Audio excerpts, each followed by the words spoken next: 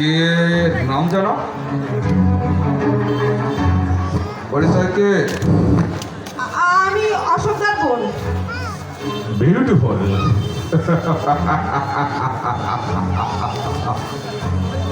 অশোকের বাড়িতে এত সুন্দর ফুটন্ত গোলাপ সুদর্শন চক্রবর্তী জানে না।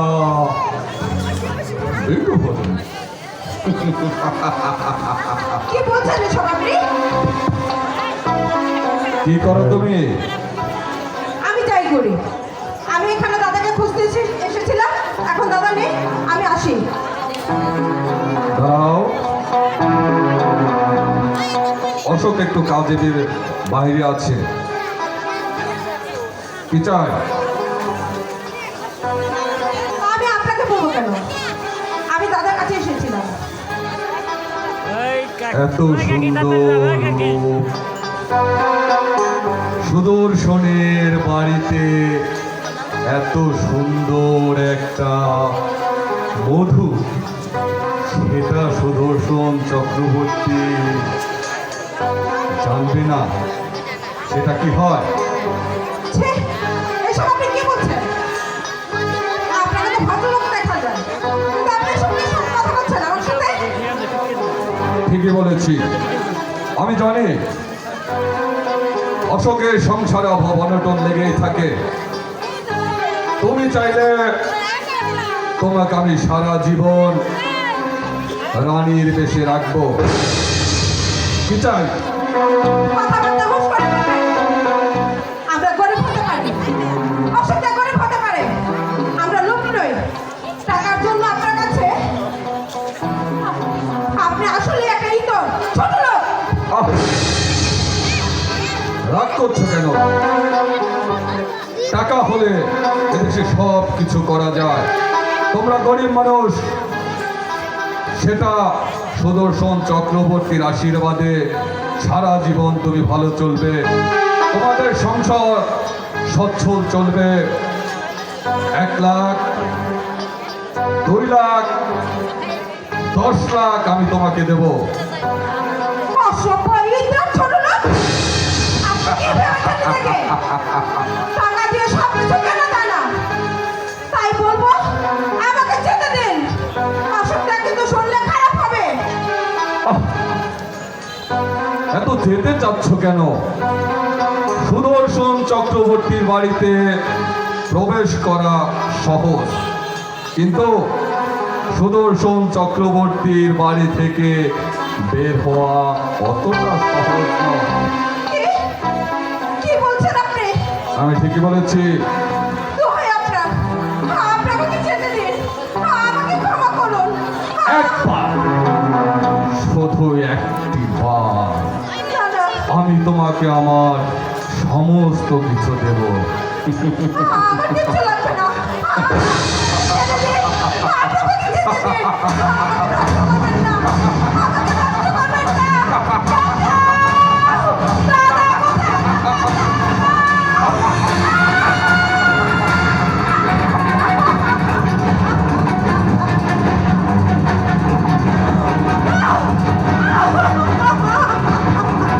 সর্বনাশ, সর্বনাশ।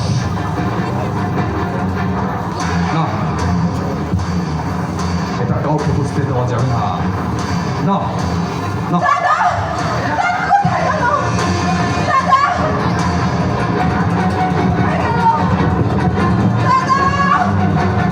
আমাকে বাঁচাও। কোথায় গেলে তুমি? আমাকে ও বেরোতে দিচ্ছে না। ওর বাড়ি দরজা বন্ধ, আমাকে বেরোতে দিচ্ছে না।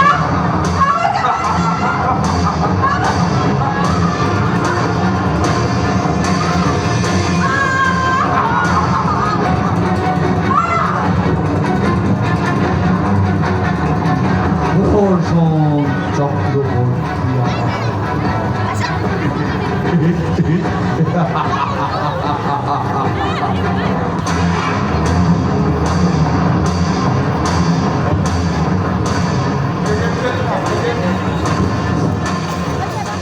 অনিমা, অনিমা, আমার একমাত্র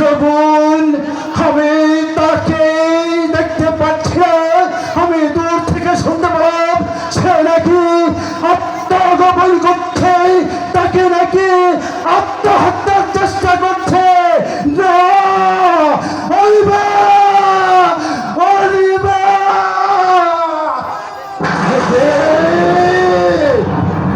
কি সর্বনাশ! আমার একে মাত্র বোন অলিভা, তোকে কে খুন করেছে? তুই বল আমার কাছে, তুই আমাকে ছেড়েছিস কোথায়?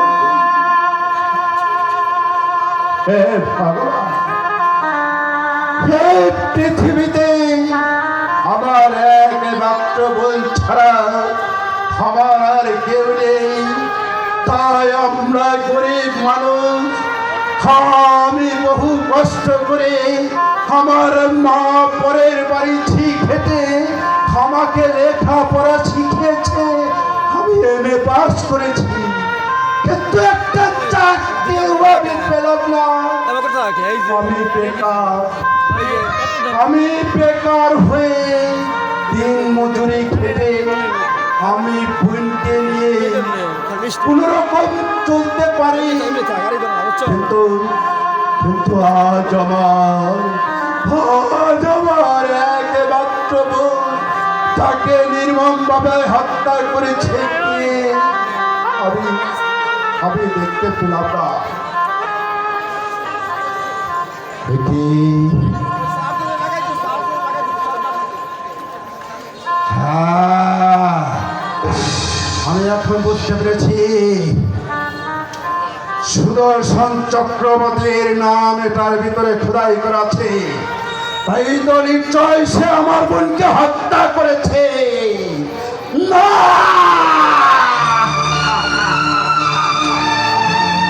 সুদর্শন বাবু,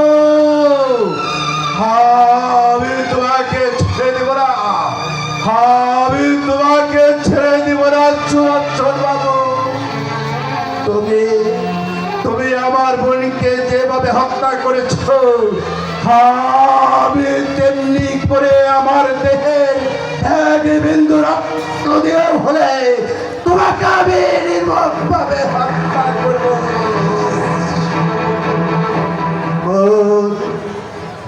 তুই চলে গেলি বোন, আমি এখন কি করব? চল বোন, আমি তোকে নিয়ে সমাজের লোকের সঙ্গে আমি তোকে জীবনের মতো হারিয়ে ফেললাম। চল।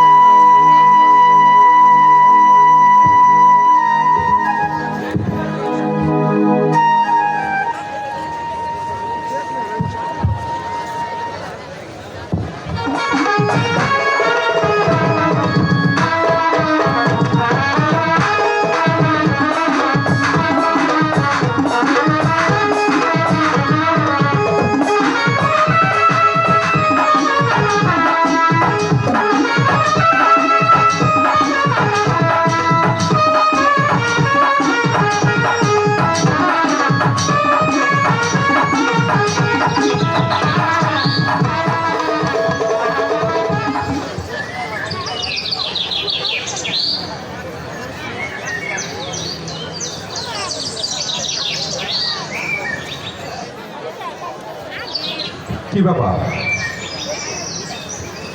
এখনো কোনো খবর নেই? আসলে প্রেম করা যে কি কষ্টের বিষয়। সময় মতো না আসলে মনে কেমন লাগে আপনারাই বলুন। এখনো কোনো খবর নেই। এই ধরনের ভালোবাসা সত্যিই লজ্জার বিষয়।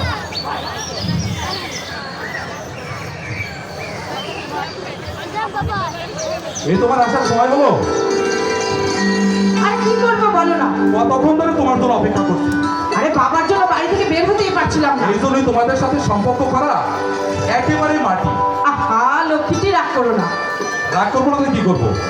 আমি তোমার জন্য ব্যাকুল হয়ে আছি, অথচ তুমি এত দেরি করবে? আরে ধৈর্যের ফল সবসময় মিঠা হয়, সেটা তো জানো।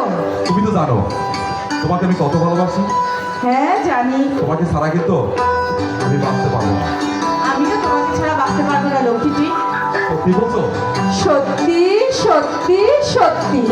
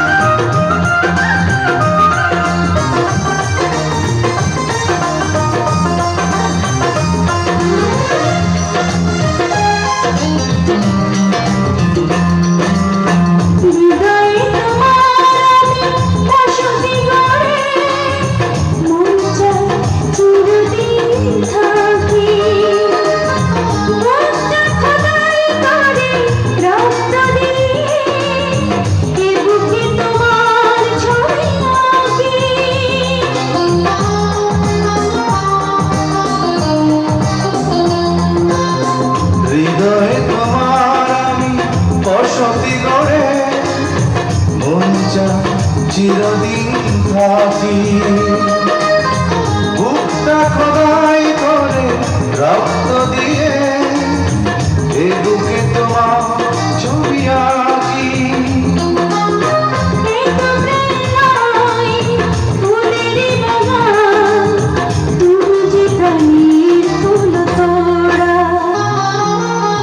দুটি মনে লেগে গেছে জোড়া কি জ্বালা পোড়া এমনই তো হয় এমনই তো হয় এমনই তো হয় এমনই তো হয়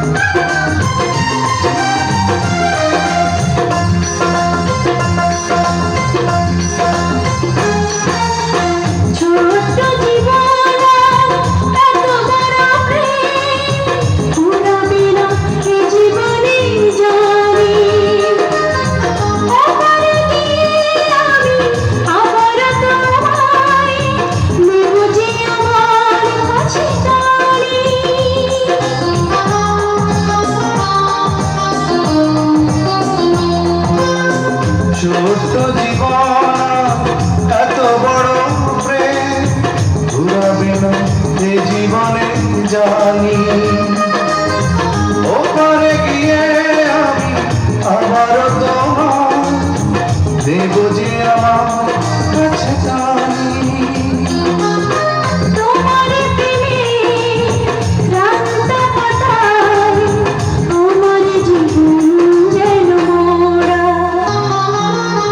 দুটি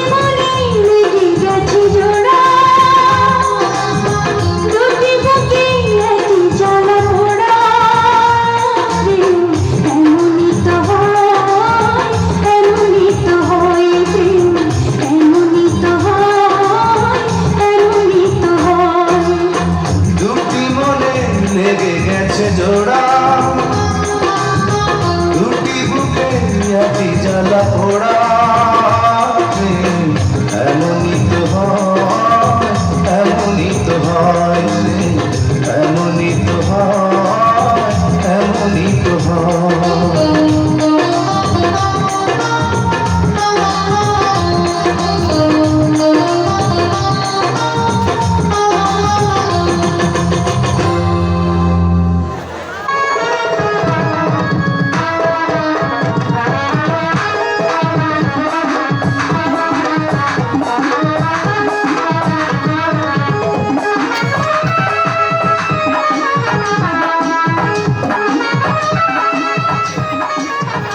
হ্যালো, সম্মানিত আজকে শুভরাত্রি যাত্রার মধ্যে ভাই ও মা বোনেরা, ওনাদের গানে অভিনয় সন্তুষ্ট হয়ে হরিরামপুর থানা বিএনপির একজন অন্যতম সেই কুদ্দুস এবং মাজার কমিটির সদস্য কুদ্দুস মিয়া তাকে দুজনকে 1000 টাকা দিয়ে পুরস্কৃত করছেন।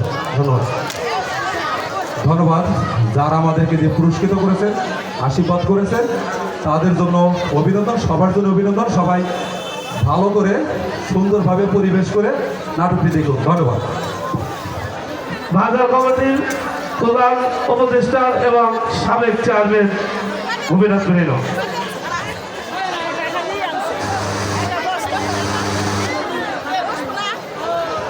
হ্যালো নাট্যমন্ত্রী, সুপ্রিয় সুধী দর্শক শ্রোতা, আপনারা একটু আগে দেখলেন আমাদের চলতি নাটকের সূচনা পর্ব।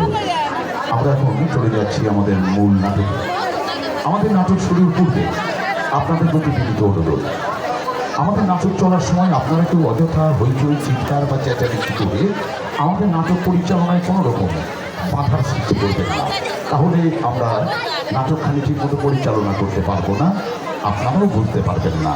তাই আমাদের নাটক পরিচালনায় আপনাদের সহযোগিতা একান্ত প্রয়োজন। আশা করব এই সহযোগিতা আপনারা আমাদেরকে করবেন। নাটক শুধুমাত্র বিনোদন নয়, নাটক সমাজের দর্পণ, অর্থাৎ সমাজের আয়না। নাটক সমাজের কথা বলে, মানুষের মনের কথা বলে।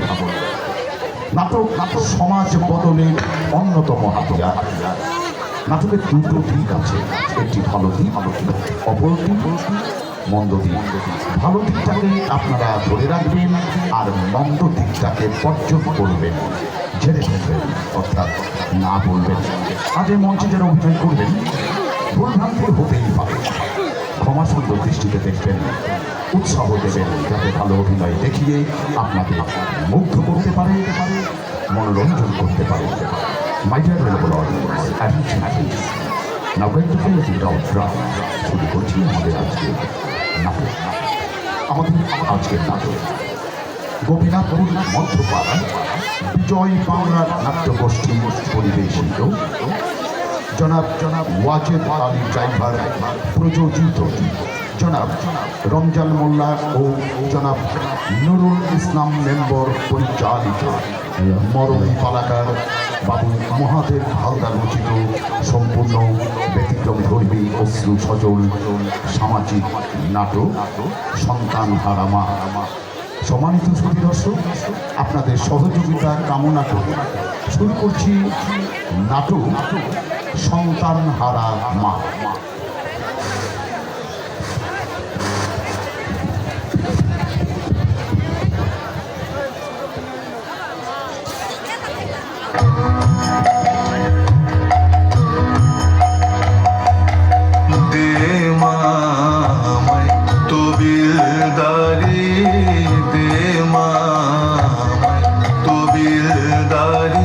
আমি নেমো ঘরম নই শঙ্করী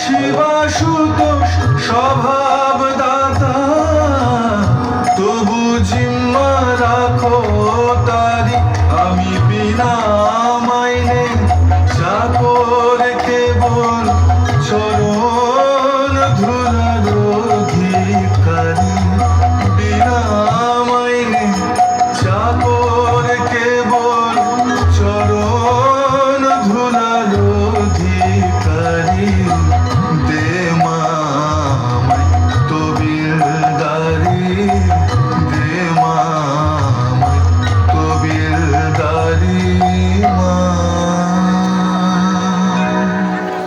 মা মাগো আমাকে কিছু ফেঁকে দেবে মা মা খিদের জ্বালায় আমি যে আর চলতে পারছি না মা মাগো আমাকে কিছু ফেঁকে দেবে বাড়ির ভিতরে বৌমা আছে বাবা, বৌমাকে বললেই দেবে। কত আশা দিয়ে আমি আমার সমরের বিয়ে দিলাম, 2 বছর হলো বৌমা এই বাড়িতে এসেছে, অথচ আজও পর্যন্ত আমাকে মা বলে ডাকা দূরে থাক, ভালো করে আমার সঙ্গে একটা কথাও বলে না। আর আমার সমরটাও যেন দিন দিন কেমন বদলে যাচ্ছে। বাড়িতে যে বাবার অসুখ সে খবরটাও সে রাখতে চায় না, রাখতে চায় না। কি ভাগ্য নিয়ে যে আমি পৃথিবীতে এসেছিলাম, হে ঠাকুর, আর কেন ঠাকুর, অনেক শান্তি তো তুমি দিলে ঠাকুর, আর আমার শান্তি চাই না। এই যে এখানে কাছের মন্দিরের মধ্যে দাঁড়িয়ে রইলেন, রান্না বান্না কি আজকে চাপবে না নাকি? কি ভেবেছেন আপনি? বৌমা, তোমার শ্বশুরের শরীরটা আজ বেশি অসুস্থ, তার জন্য আমাকে কি করতে হবে শুনি? সেবা? না মানা, সেবা করবার কথা আমি তোমাকে বলছি না, তবে তবে কি বলতে চান? বলছিলাম রান্নাটা না হয় আজ তুমিই করো। রান্না করবো আমি, আর গোষ্ঠী সূত্র কান্ডি পিটি গেলেন আপনারা। বাবা, আমি তো রোজই রান্না করি মা। রোজ খেতে গেলে রোজই রান্না করতে হবে, বৌমা, নইলে গোষ্ঠী সূত্র গিলবেন কথা থেকে শুনি। রান্না তো নয়, যেন পিণ্ডি সেদ্ধ, কারণ মুখেই রোচে না। তুমি আমাকে খাবার খুঁটে দিচ্ছ মা, আমি তো আমার ছেলের উপায়ে খাচ্ছি। তাহলে ছেলেকে গিয়েই বলুন, ছেলের উপর পায়ের উপর পা তুলে বসে বসে খান। বৌমা, বাবা, ওইদিকে গ্যারান্টিতে খুব টানটানে। তাই একই বড় ছেলের উপায়ে না গেলে আপনারা ছোট ছেলেকে তাও কিছু একটা করতে বলতে পারে। সামনেই পল্লবের পরীক্ষা, এ সময় কলেজে গিয়ে বাবুয়ানি না করে দুটো কাজের চেষ্টা করতে বলুন, তবুও যদি কিছু টাকা। টাকা টাকা আর টাকা না না, আমি আর জলের মধ্যে খরচ করতে। হ্যাঁ গো, তুমি কি অফিসের জন্য বেরিয়ে পড়ছো? হ্যাঁ, তাড়াতাড়ি কিছু খেতে দেবে চলো। রান্না আজ হয়নি। রান্না রান্না হয়নি কেন? তা তোমার মাকে জিজ্ঞেস করো কেন হয়নি। মা কি ভেবেছো তোমরা? সবাই বসে বসে গাড়ি গাড়ি গিলবে, আর আমার জন্য সকালে কিছু নাস্তা করে দিতে পারবে না? রান্না তো আমি রোজই করি রে খোকা, আজ তোর বাবার অসুখটা বেড়েছে, তাই তো উনি রান্না করবার সময় পাননি। জানো গো, আমাকে উনি বলে কি না, আজ তুমি না হয় রান্নাটা করো। আগুনের কাছে থাকলে তোমার শরীরটা খুব খারাপ হয়ে যাবে। আর তাছাড়া কয়লা ভাঙতে গেলে খোকা খোকারে, সব মানুষের শরীর যে একই পদার্থ দিয়ে গড়া। দেখেছো দেখেছো অমনি কেমন ফুস করে উঠলেন। তার মানে তুমি যে আমাকে ভালোবাসো সেটাই ওদের একদম সহ্য হয় না, বুঝলে? দেখো শোনো মা, তোমাকে একটি কথা আমি স্পষ্ট করে বলি, একটি কথা রে খোকা, এ বাড়িতে ও বউ হয়ে এসেছে বলে ওকে তুমি কোনো ছোট কাজ করতে বলো না। রান্না করা ছোট কাজ নয় রে খোকা, বরং মেয়েদের পরম কর্তব্য। নিজ হাতে রান্না করে সকলকে খেতে দেওয়াই যে। শুনলে তো, শুনলে? কথায় কথায় কেমন উপদেশে পুলিশ হচ্ছে। আমি আমি আর এখানে এক মুহূর্ত টিকতে পারবো না। তুমি তুমি আমাকে আমার দাদার কাছে রেখে আসো, আমি এখানে থাকবো না। নয়তো তোমার অবতরণে ষড়যন্ত্র করে কোন দিন ওরা দিনে আমাকে একবারে মেরেই ফেলবে। বৌমা, এ তুমি কি বলছো বৌমা? দেখো মা, নীলিমাকে যদি তুমি মেনে নিতে নাই পারো তাহলে কিন্তু আমরা এখান থেকে চলে যেতে বাধ্য হব। তুই তুই বিশ্বাস কর বাবা, আমি তোদের দু ভাইয়ের থেকেও বৌমাকে বেশি ভালোবাসি। কথা প্রচুর ভালোবাসে। আমার তো নিজের মেয়ে নেই রে খোকা, বৌমাই তো এখন আমার মেয়ে। হ্যাঁ, মেয়ে মনে করলে সব সময় আমার পিছনে ওই কাঠির মতো লেগে থাকতেন না। না মা, আমি পেছনে লাগিনি মা, বরং আমি তোমার মঙ্গল কামনা করি। খোকা, মা, তোর বাবার ওষুধটা যে শেষ হয়ে গেছে রে, তাই বলছিলাম। ওষুধ আমি কিনতে পারবো না। খোকা, হ্যাঁ, তাছাড়া টাকার এখন খুব টানাটানি। কিন্তু ওষুধ না পেলে আমি তোমাকে তো বলছি টাকা নেই। আচ্ছা মা, এতদিন তো গাদা গাদা ওষুধ খাওয়ালে কি ফল হলো তুমি বলতে পারো? যে মরবে তাকে তো আর ওষুধ খাই বাঁচিয়ে রাখতে পারবে না। তাই বলছিলাম কি, শুধু বাজে খরচ করে কি লাভ হলো? বেশ, আর কোনোদিন তোর কাছে হাত পেতে আমি কিছু চাইবো না। তুই সচ্চাই যা দিবি